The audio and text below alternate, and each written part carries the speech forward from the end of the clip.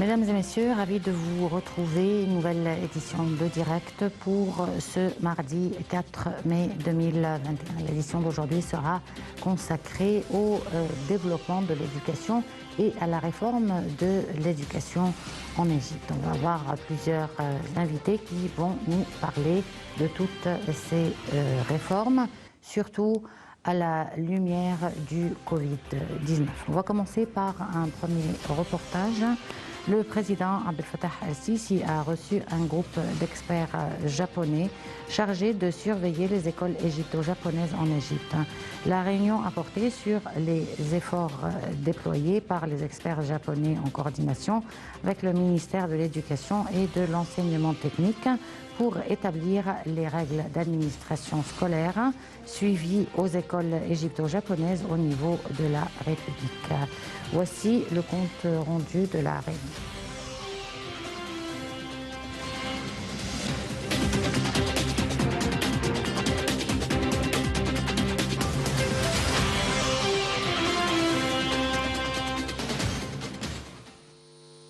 Le président Abdel Fattah el-Sisi a affirmé la stratégie de l'État pour construire l'homme par l'éducation des générations avec des valeurs humaines et morales qui les rendent aptes à interagir positivement avec la société.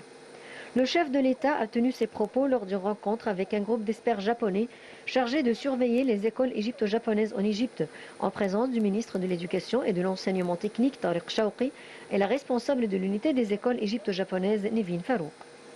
La réunion a porté sur les efforts déployés par les experts japonais en coordination avec le ministère de l'Éducation et de l'Enseignement technique pour établir les règles d'administration scolaire suivies au Japon et mettre en œuvre le système éducatif japonais Tokatsu dans les écoles égypto-japonaises au niveau de la République. Le chef de l'État a salué les grands efforts déployés par les experts japonais dans ce projet national vital. Selon lui, ceci intervient dans le cadre de la stratégie de l'État pour construire l'homme égyptien depuis sa création, en suivant un système éducatif global qui fait l'équilibre entre l'aspect académique et le développement de la capacité à penser et à innover, et cela dans le but de former une personnalité équilibrée parmi les étudiants et créer des générations avec des valeurs humaines et morales qui les rendent aptes à interagir avec la société. Pour leur part, les experts japonais ont affirmé leur souci de travailler pour établir les règles du système éducatif japonais en Égypte, y compris la formation des enseignants, le développement des programmes scolaires en coordination avec le ministère de l'Éducation et de l'Enseignement technique. Ils ont salué le sérieux dont fait preuve l'État égyptien pour développer le système d'enseignement selon les normes les plus élevées.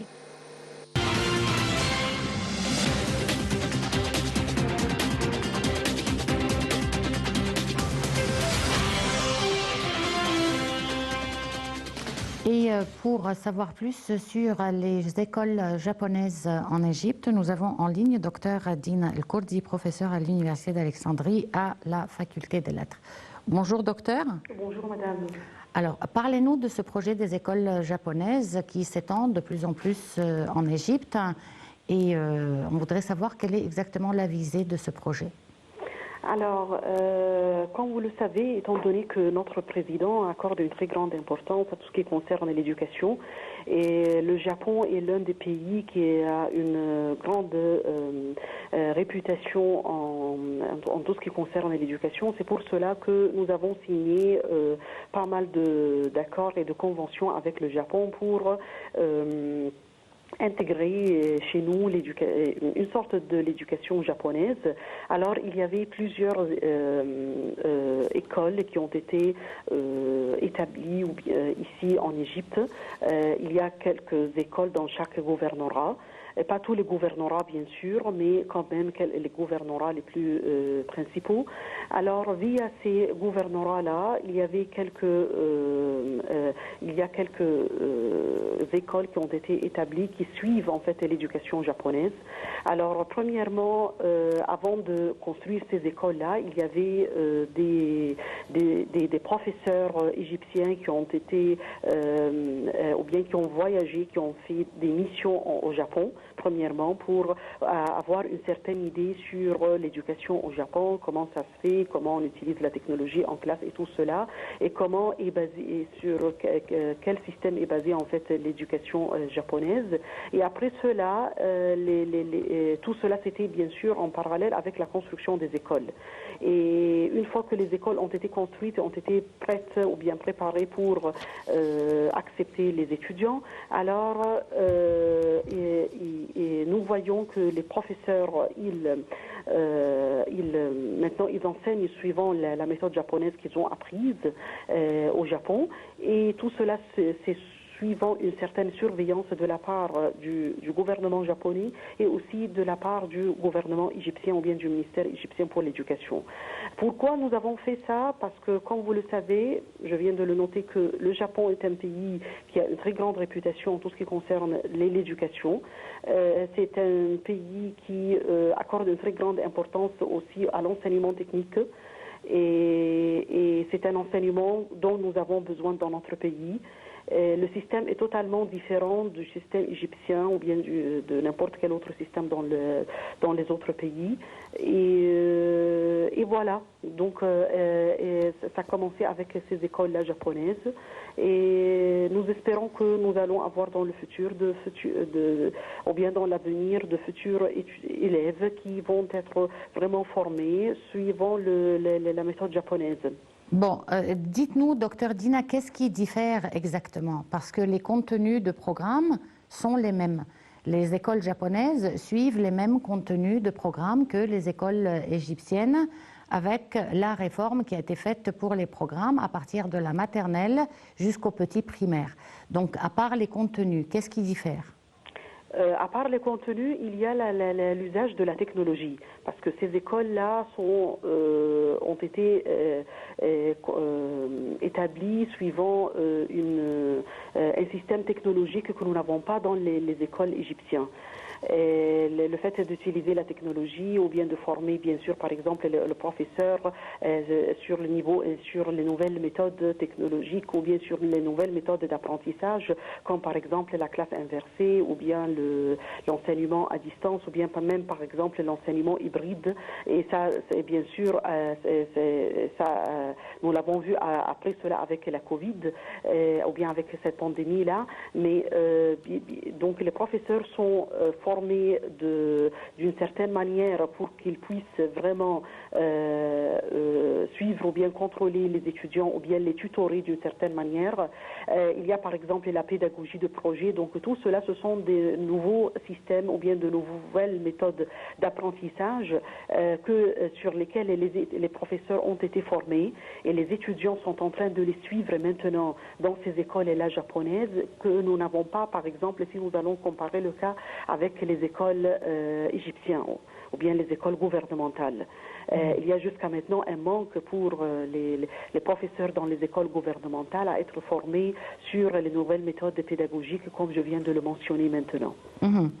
Mais ça demande beaucoup d'efforts de la part des enseignants. Donc, à part les visites qui ont été effectuées au Japon par les enseignants, est-ce que vous pensez que la formation des enseignants serait suffisante pour les préparer à offrir un service éducatif aussi, je dirais pas aussi bien, mais au moins qui correspondent aux normes japonaises?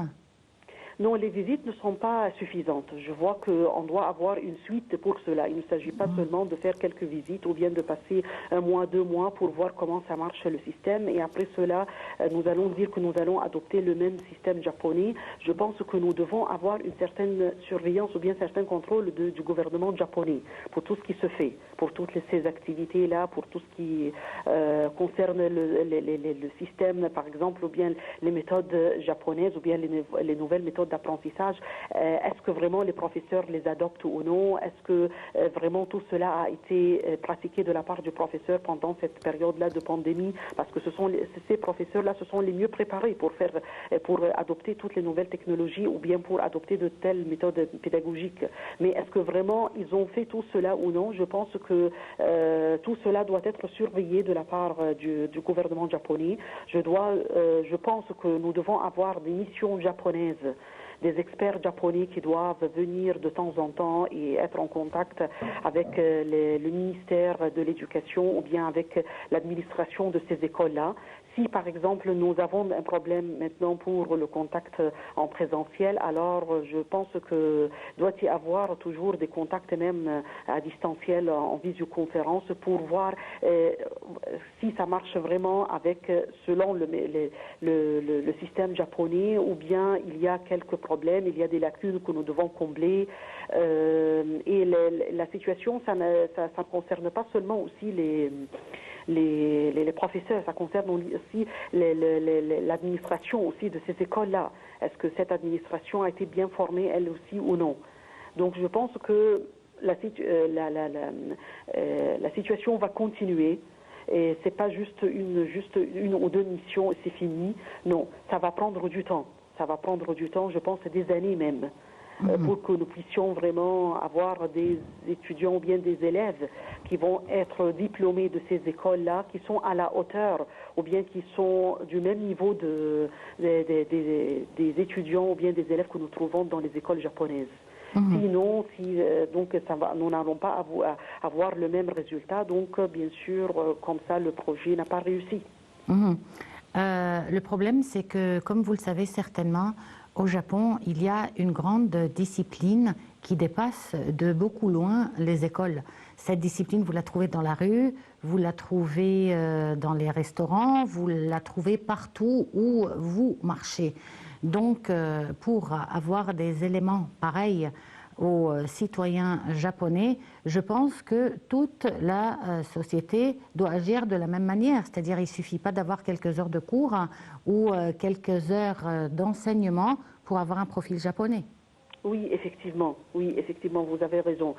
C'est pour cela que je pense que l'effort que nous devons déployer, c'est un effort qui est considérable et aussi il y a tous les membres, ou bien tous les acteurs de la société doivent vraiment travailler pour que nous puissions avoir un profil d'un étudiant qui est comparable à celui du japonais.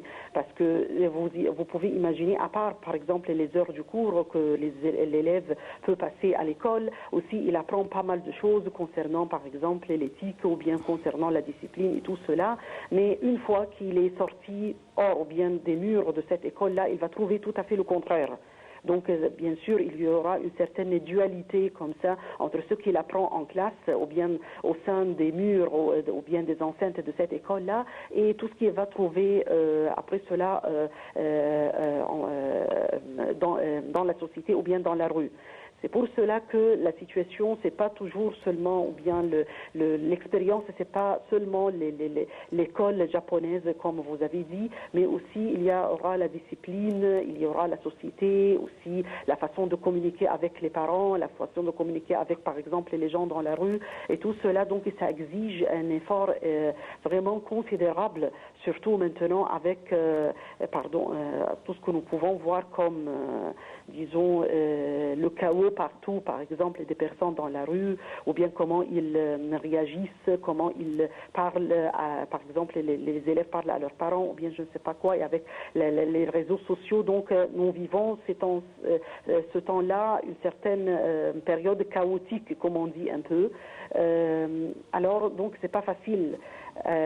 Donc, comme je vous l'avais dit, comme vous venez de le mentionner, madame, alors il s'agit de plusieurs efforts qui doivent être déployés, de plusieurs acteurs dans la société pour que nous puissions à la fin avoir le profil d'un élève qui est diplômé de l'école japonaise. Et par la suite, nous avons maintenant une université japonaise, par exemple, qui se trouve à Borg El Arab.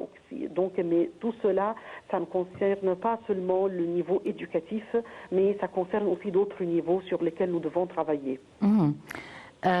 Comme vous l'avez dit, si ça touche au profil, nous avons des millions d'autres enfants égyptiens qui ne vont pas recevoir le même type d'éducation et qui par la suite n'auront pas les mêmes valeurs.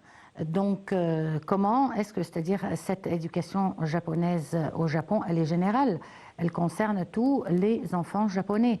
Mais là, vous allez avoir un groupe d'enfants qui va avoir certaines valeurs et qui va procéder d'une certaine manière avec des millions d'autres enfants qui ont des valeurs complètement différentes. Donc comment est-ce qu'ils vont fonctionner ensemble ?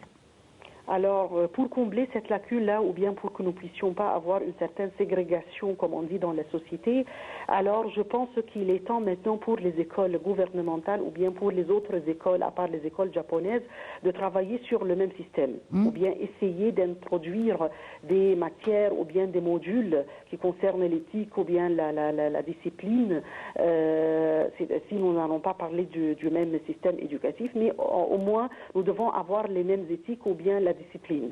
Alors comment par exemple communiquer avec les autres, comment je ne sais pas respecter l'autre, et donc nous devons parler de la culture et du respect de l'autre et tout cela. Alors je pense qu'il est temps maintenant d'introduire de telles matières ou bien de tels modules dans les écoles. Et c'est la même chose aussi par la suite avec les facultés ou bien les universités égyptiennes, parce que toujours nous allons voir qu'il y a une certaine distinction ou bien une certaine ségrégation entre les facultés ou bien les universités égyptiennes et aussi les universités qui sont par exemple comme l'université américaine ou bien française ou bien japonaise. Donc nous allons avoir donc à la fin deux types d'étudiants qui sont diplômés. Alors nous avons les étudiants qui sont diplômés d'une certaine manière avec par exemple la technologie, avec quoi et ainsi de suite, et dont leur profil répondent vraiment aux besoins du travail. Mais à part ça, nous allons trouver un autre profil qui n'est pas vraiment à la hauteur. C'est pour cela que, comme je vous l'avais dit, il est temps d'introduire des matières qui concernent la discipline et tout cela, et la communication, le respect de l'autre, ou bien quelque chose qui concerne la culture, c'est ça. Et une autre chose, nous devons vraiment commencer sur le niveau de l'éducation, ou bien le niveau des matières, nous devons commencer à évoluer un peu les matières ou bien changer un peu la méthode avec laquelle nous enseignons, nous les professeurs. Mais là, vous allez avoir un travail de formation des enseignants énorme. Oui, effectivement. Soit les professeurs des écoles, soit les professeurs universitaires. Donc, ils doivent être formés sur les nouvelles méthodes d'apprentissage. Parce que, comme vous l'avez dit, avec la pandémie, nous avons bien sûr senti cela, qu'il y avait beaucoup de professeurs qui n'étaient pas vraiment à l'aise avec la technologie, qui n'étaient pas bien formés pour suivre les nouvelles méthodes et ainsi de suite. Et jusqu'à maintenant, il y a beaucoup de professeurs qui résistent à la technologie et aussi aux nouvelles méthodes d'apprentissage. Ils sont toujours pour le fait qu'on doit être toujours en présentiel et je dois adopter les mêmes méthodes classiques, et tout ce qui est nouveau, non, ça ne marche pas et ça ne va pas aboutir à quelque chose. C'est pour cela que vraiment nous devons changer les mentalités de ces personnes-là. Parce que si jamais nous allons continuer avec la même méthode, la méthode classique dans tous les modules, soit à l'université ou bien à l'école, alors donc à la fin nous allons avoir vraiment cette ségrégation-là entre deux types d'étudiants qui sont diplômés de deux types d'universités différentes. Et c'est la même chose aussi pour les écoles. Et c'est la même chose pour aussi l'éthique et la discipline de telles matières que nous devons vraiment enseigner au sein des écoles et des universités. Est-ce qu'il y a certaines règles d'admission pour l'acceptation des élèves dans ces écoles ? Concernant ce que je sais, et comme vous le savez, étant donné que je suis, en fait, je suis professeur d'université plutôt, et je pense qu'il y a des examens d'admission que nous pouvons faire aux étudiants en premier lieu. Et s'ils vont passer ces examens-là ou bien ces pré-tests-là, ils peuvent être acceptés. Mais il n'y a pas un grand nombre de personnes qui est accepté, vu que, bien sûr, comme le système japonais, il n'y a pas beaucoup de personnes qui sont dans la classe et ainsi de suite, donc le nombre est très limité pour les personnes qui vont suivre ce système-là japonais. Ces écoles japonaises, elles opèrent en Égypte depuis 3 ans maintenant. Est-ce qu'on a pu mesurer l'impact de ces écoles sur le profil de nos élèves ou pas encore ? Je pense que pas encore. pas encore. Étant donné que une fois que ces écoles japonaises-là ont ouvert leurs portes aux élèves, après cela, nous avons eu le problème de la crise, de cette crise-là, ou bien de la pandémie de la Covid. Alors, il y avait, disons, une certaine, rupture, ou bien il y avait un certain arrêt, comme on le dit comme ça. Alors, donc, alors il y avait quand même une certaine période chaotique de la part de tous les ministères et aussi de toutes les écoles. Donc, je ne pense pas que nous pouvons mesurer en ce temps-là quel était en fait l'impact de ces écoles-là sur les élèves. Pourtant, ces professeurs-là sont plus formés que les autres professeurs par exemple, à travailler dans les périodes de crise, à surmonter de telles périodes, à travailler avec tout ce qui concerne la technologie, tout ce qui concerne l'enseignement à distance. Alors, donc, dans ce cas-là, ils sont plus aptes à surmonter toutes ces crises-là.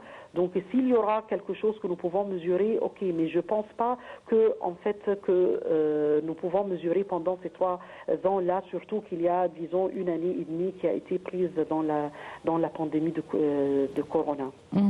Docteur Dina El-Kurdi, je vous remercie beaucoup pour cette intervention. Vous êtes professeur à l'Université d'Alexandrie, à la Faculté des Lettres. Une petite pause et on se retrouve tout de suite après.